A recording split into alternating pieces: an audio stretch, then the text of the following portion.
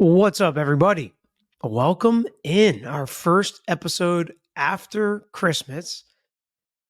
It's December 26th, and actually, this might not even be the first one that you watch since it's going to be recorded before we play it live, but it's the first one I'm recording because before Christmas, a few of you asked about this, and I looked into it and I actually thought it was a pretty interesting question because we know what happened in the Lori Vallow Daybell case. As it got closer to trial, she demanded speedy trial. That's why she and her husband's cases were severed, and Chad Daybell is still awaiting trial. But as part of that, her team filed a motion that the state violated that speedy trial right. And I thought they had some decent arguments because it's a very strict rule. And technically, potentially, it was outside that speedy trial time period, but there was a lot of delays, a lot of competency issues, things like that. So, what Judge Boyce did is I felt like split the baby by removing the death penalty from her case, but not dismissing the charges outright. She went to trial. She lost. She's going to be in prison for the rest of her life. Now she's on trial for other charges in Arizona. We're going to be on trial soon. But Chad Daybell's team filed a motion not for speedy trial or that was violated since he waived his speedy trial right, but instead a motion to strike the death penalty so that if he were to lose, he would be facing the same penalty as his co-defendant, co-conspirator, Lori Vallow Daybell. So you'd think it makes sense that they would be looking at the same punishment since they're basically accused of the same thing. If anything, maybe it's a little worse for Lori Vallow since they were in fact her kids, but maybe some of the facts make it worse for Chad Daybell because it was on his property. And who actually did what based on the DNA, based on the phone tracking. More of that will come out during Chad Daybell's trial. But Judge Boyce made a very interesting decision when he denied Chad Daybell's motion to strike the death penalty. So we have two co-conspirators, similar crimes in the same conspiracy, looking at two potentially vastly different punishments, even if they're both convicted. It happens from time to time, but usually it's like if there's a trigger man and a driver or a conspirator after the fact or an accessory after the fact, things like that. So I was interested in why Judge Boyce made this decision. And that was one of the arguments Chad Daybell's team made is he can't possibly be punished worse than his co-conspirator if he were to lose. So we're going to read through Judge Boyce's reasoning today together and let me know what questions you have in the comments and let me know if you think this is fair. I mean, regardless of if you think Lori Vallow should have also been looking at the death penalty, do you think it's fair that they're looking at two different penalties? And yes, I'm wearing a couple of my Christmas presents. I've got this pickleball club shirt, if you can see it. There you go. And then I've got my Let's Party hat. But it's easier to read and stuff with it backwards with all the lights on. So let's get to this motion. Hit the like button if you guys haven't already. Merry Christmas. Happy New Year. Happy holidays to everybody. And we are going to keep driving forward here. We've got some stuff to announce about next year that we're going to keep the pedal to the metal, bringing you the content you guys are always asking for. So always let me know in the comments what you're looking into and what questions you have. But let's jump into this decision by the judge. This matter is before the court on two motions filed by the defendant. One, motion to strike the death penalty, and two, motion to strike the death penalty. So two different reasons for the same thing. Okay. Both filed on November 9th. This was decided in late December. The state of Idaho objects to the motions on November 29th. Subsequent to oral argument, the court took the matters under advisement, having fully considered the record, briefing and arguments offered in support of the parties' respective positions and on the motions and applying relevant legal authority, the court enters the following decision. And now we're going to get into the facts, proceedings, background, what's happened, how we got here, what both sides are arguing, and then what the court's decision is. Not a good time to drink like my morning smoothie. So I have blueberries in my teeth. That's why. Facts and proceedings. On May 24, 2021, a grand jury returned an indictment against Chad Daybell and his wife, Lori Vallow. Both Daybell and Vallow were charged with 3 counts of conspiracy, 2 counts of first-degree M for the homicide of Vallow's children, JJ and Tylee. They were each separately charged with additional crimes. Vallow was charged with grand theft. Daybell was charged with additional count of homicide against his wife, Tammy Daybell, and 2 counts of insurance fraud. The 2 cases, though brought under a single indictment, have always been and for some reason that first page was just smaller. Treated as two distinct cases, two distinct, not succinct cases, with separate case numbers and individualized consideration. While the two cases were initially joined for trial, they have been litigated separately from the outset of the filing of the indictment. Further, trial for the two cases was severed after Daybell successfully moved this court to do so. So Daybell moved the court to do so, but it really came down to the fact that Lori Vallow demanded her speedy trial and Chad Daybell waived a speedy trial. In my opinion, that is the ultimate issue that severed these cases. The judge threw some other stuff in there too, but to me, this is even more apparent after he struck the death penalty for Lori Vallow and then didn't now for Chad Daybell. An extensive and notable procedural history of the cases impacts the decision. After a determination that she was not legally competent to stand trial, Vallow's case was stayed for an extended period of time while she received medical treatment, focused on restoring her to her legal competency. No issue or delay occurred in Daybell's case, nor has he ever been determined to require such treatment. Further and significantly, Vallow refused to waive her constitutional right to speedy trial, while concurrently, Daybell filed a waiver of speedy trial on August 19, 2021. Finally, on his third attempt, Daybell successfully moved this court and obtained a severance of the trials from his alleged co-conspirator Vallow. So again, he knew what he was doing in severing these cases. They were becoming different, number one.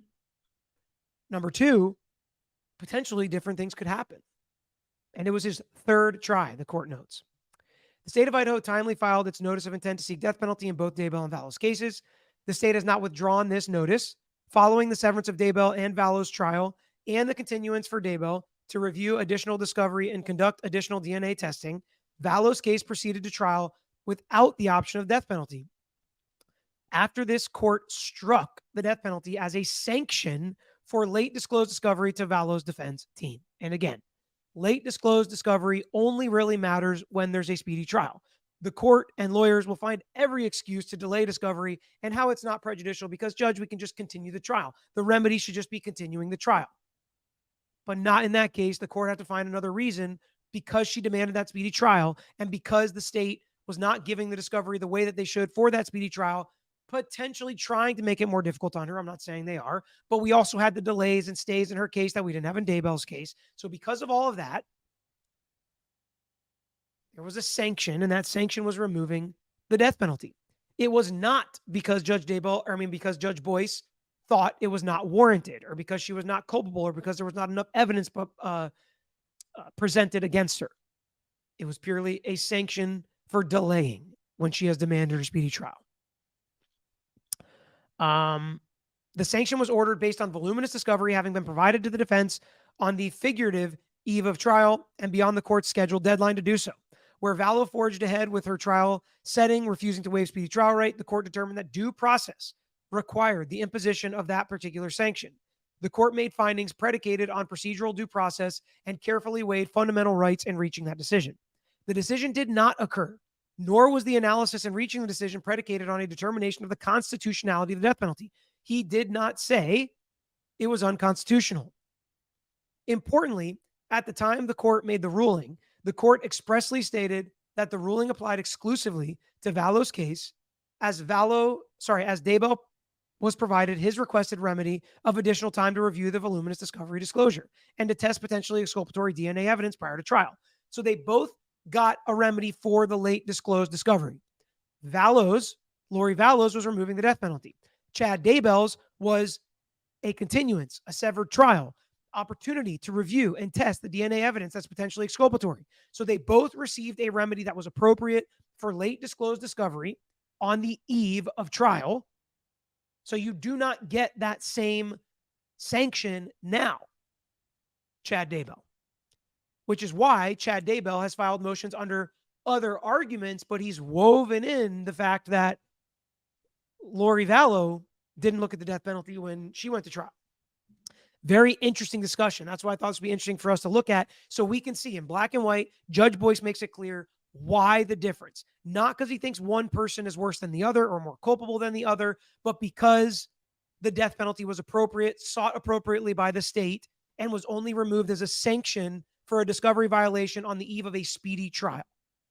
Finally, on March 21st, 2023, the court issued a written order expressly indicating the substantive motions founded its constitutional argument were rendered moot as the ruling was sanction based. So he didn't even make the decision in Vallow's case because once he removed the death penalty, he didn't need to. Daybell's trial was rescheduled for April 1st, 2024. On November 9th, he filed the motions, and then we had the responses. Legal standard. The constitutionality of Idaho's capital sentencing scheme is a question of law over which the appellate court exercises free review. Capital punishment is not prohibited under the United States Constitution. The states may enact laws specifying that sanction. The Idaho Supreme Court has determined Idaho's death penalty statute does not violate the Eighth Amendment. It requires a prosecuting attorney to file the notice of intent to seek the death penalty no later than 60 days after an entry of the plea. All of that happened in this case. It's not going to be found to be unconstitutional at this point.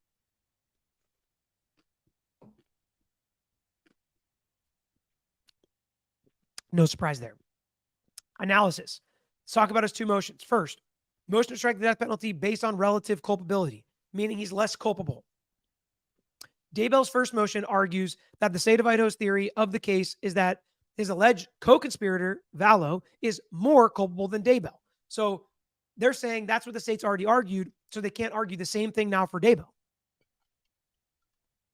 They kind of can, but the motion then argues that Daybell should not be subject to the death penalty because the state argued that Vallow was more culpable and she was not subject to the death penalty. So it's like, we get it, Judge. We're not saying that it has to be the same sanction, but if Vallow is the worst one of the conspiracy and she looked at a lesser penalty, how does that make any sense? How is that fundamentally fair?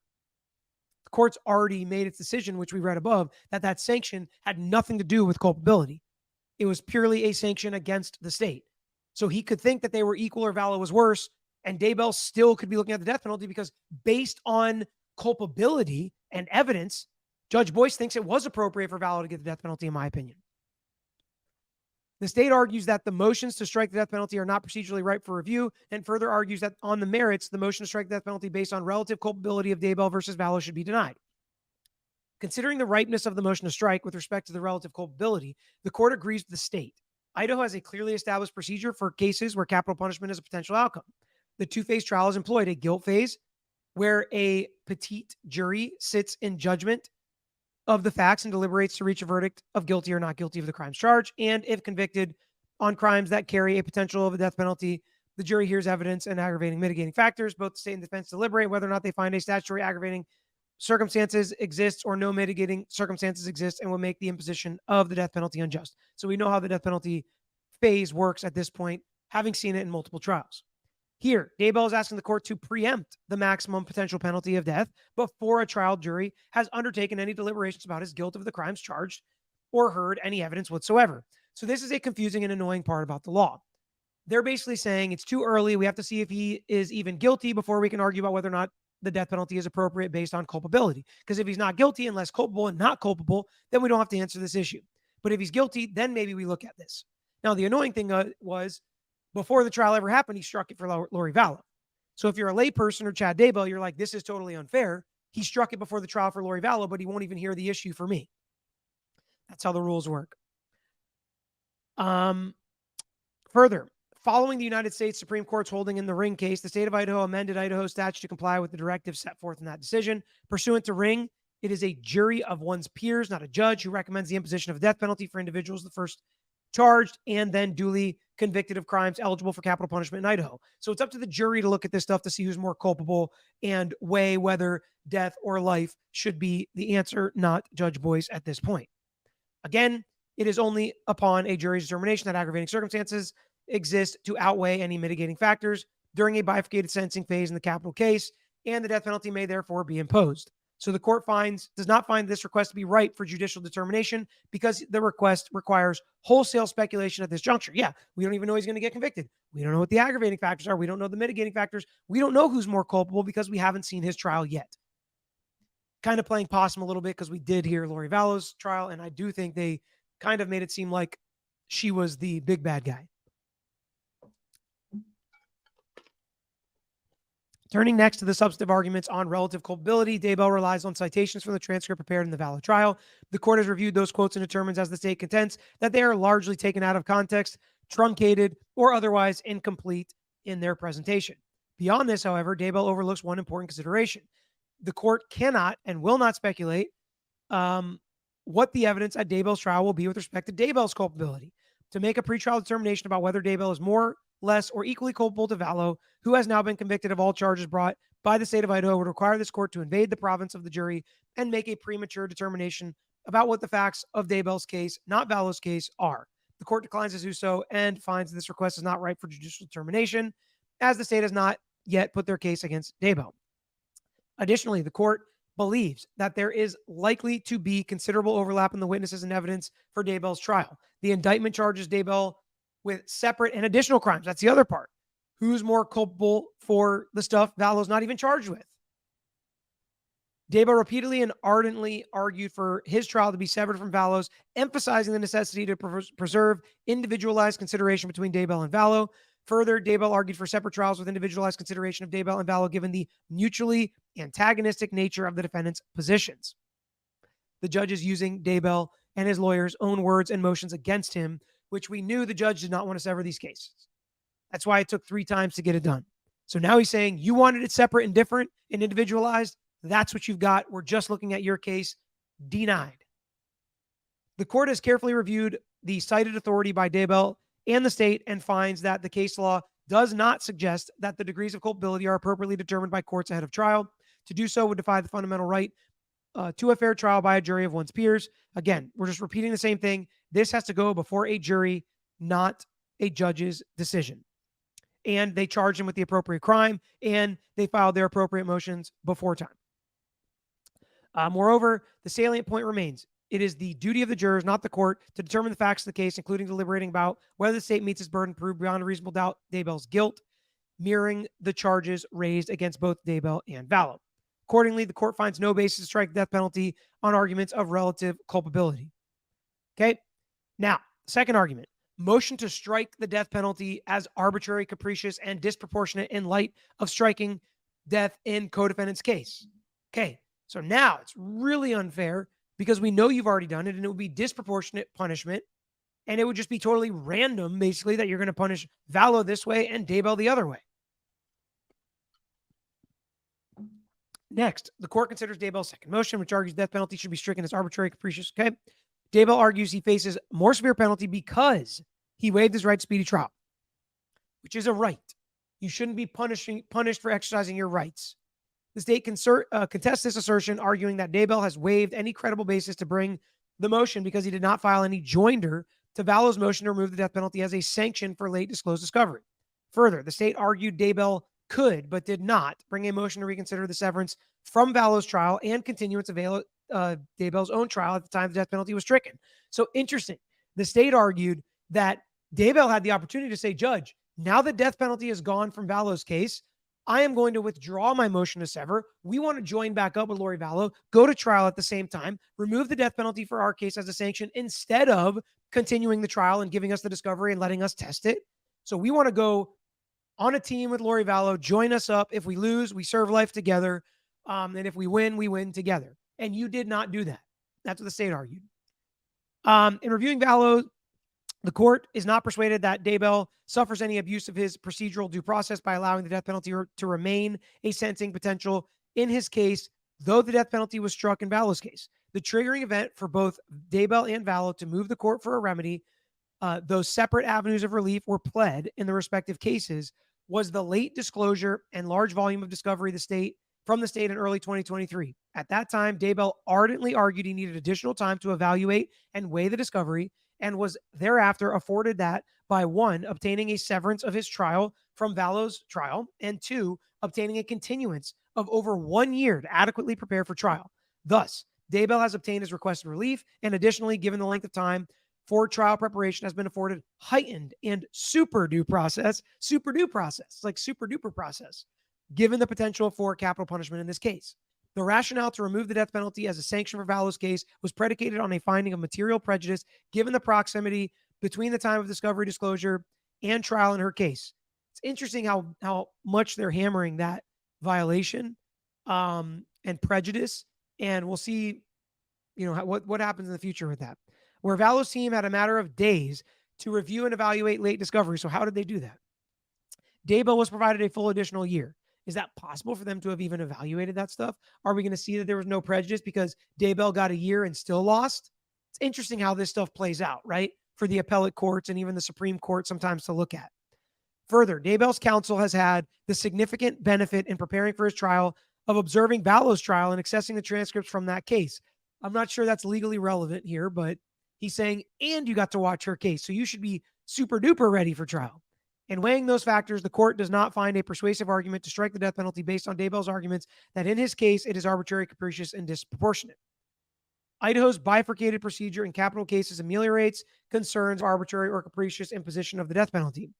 Daybell argues it would be unconstitutional, arbitrary, and capricious to continue seeking capital punishment in his case, where it was struck in Vallow's case. The state rebuts this argument and again raises the crucial fact that Daybell is charged with first-degree M for Tammy Daybell, a crime punishable by death that Vallow was not charged with. Nevertheless, the court will briefly walk through Idaho's procedure for capital cases. That could be the end. It's like, dude, this one case that Lori Vallow is not even on alone, if you were convicted of this, you could get the death penalty. Therefore, this entire analysis doesn't really matter because you and Lori Vallow, like you wanted, are separate and individualized, and here is a crime punishable by death that only you were really charged with.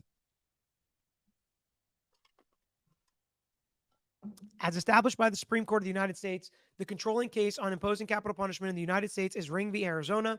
In Ring, the court held that it is a jury, not a judge, who must find the aggravating factors. Following Ring, the state legislature amended Idaho statute to likewise establish that the jury employ a bifurcated procedure by which a jury must first deliberate as to the defendant's guilt or innocence, and second, only if the jury finds guilty of a crime punishable by death will a second special sentencing phase commence. During this second special sentencing phase, a jury is charged with determining whether the state can prove beyond a reasonable doubt that certain statutory aggravating circumstances exist, and further, that such circumstances outweigh mitigating evidence, if any, to negate the imposition of death.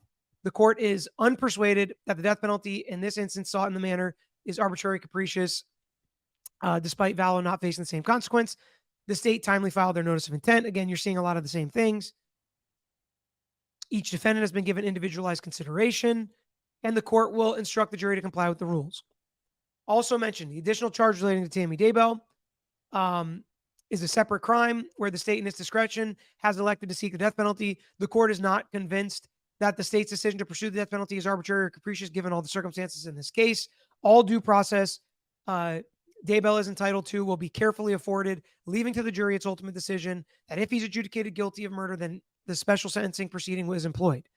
This court will not abandon its duty under basic separation of powers and considerations to interpret and apply the law and invade what is rightfully the province of the legislative branch of government. 32 states, the military, and the federal government continue to allow the death penalty as a sentencing option. Whatever the arguments may be against capital punishment, both on moral grounds and in terms of accomplishing the purposes of punishment, and they are forceful, the death penalty has been employed throughout our history, and in a day when it is still widely accepted, it cannot be said to violate constitutional concept of cruelty. So a lot of people don't like the death penalty.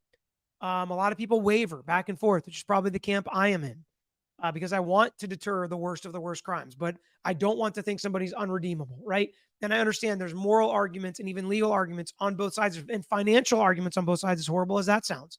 As a country who taxes our people, right? These are all discussions that are okay. And if you want to comment about them in the comments, we're happy to have those discussions and disagreements respectfully and gracefully, and understanding that people put a lot of thought into this and may land on different sides. But legally speaking, if your state has the death penalty currently, you're probably not going to win an argument that it is unconstitutional as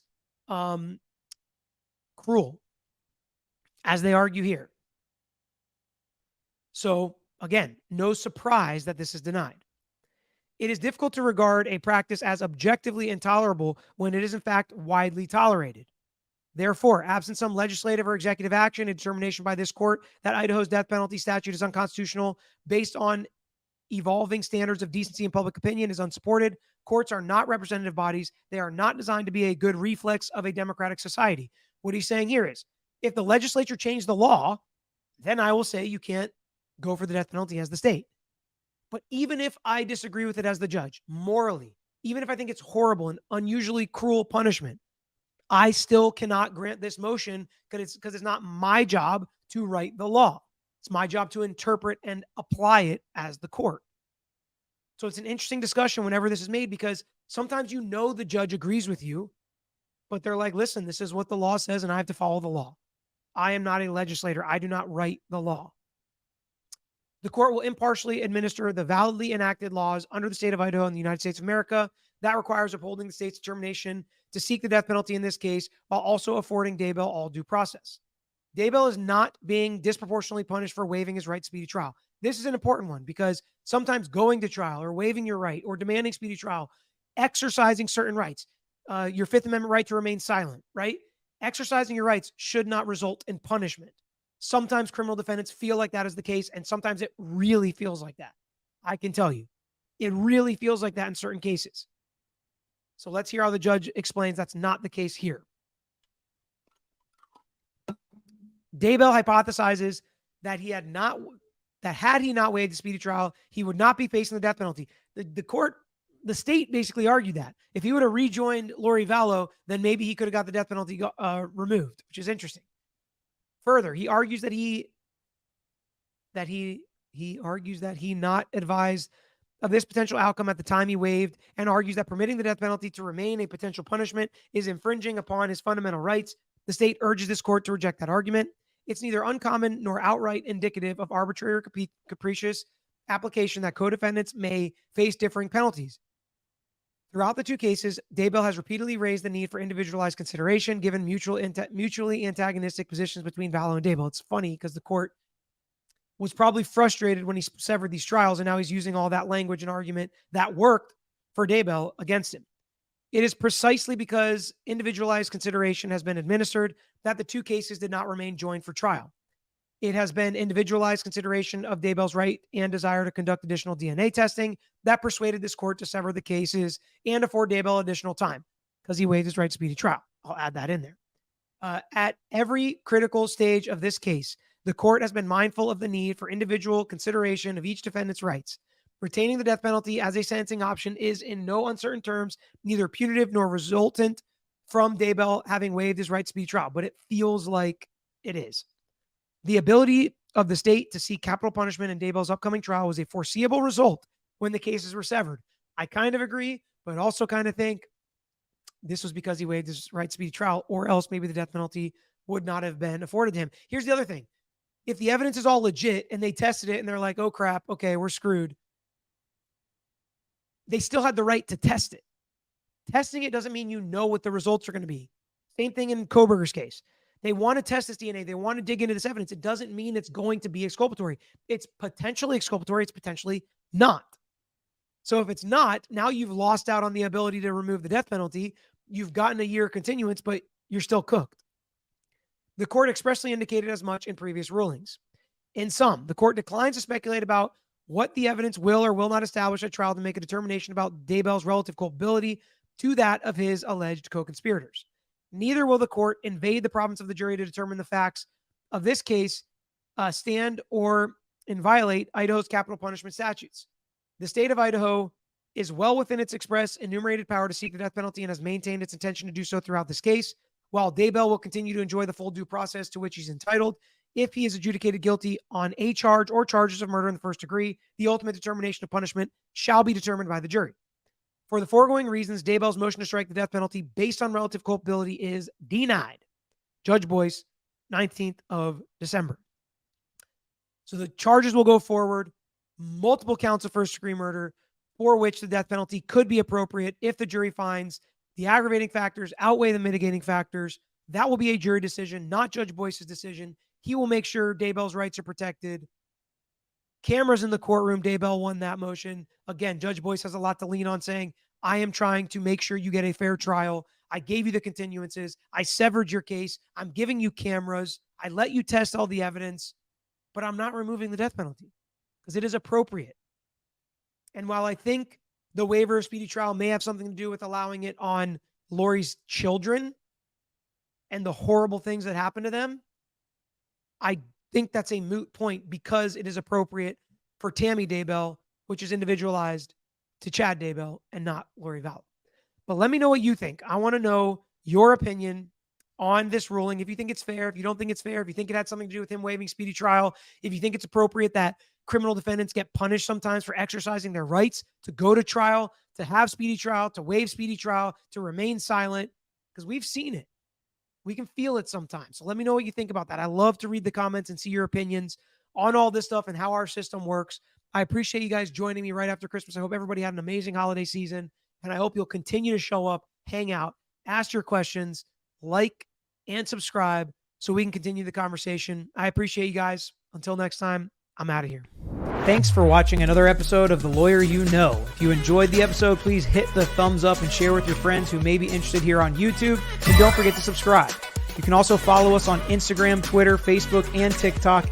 And don't forget to check out the Lawyer You Know podcast with new seasons dropping every quarter. If you have a pase you want to talk to us about, if it's a personal injury case, wrongful death, catastrophic injury, car accident, or slip and fall case, please email us at lawyeryouknow@gmail.com. And of course, all these links I just mentioned are included in the description below on this episode and every episode. So until next time, this is Peter Tragos, the Lawyer You Know.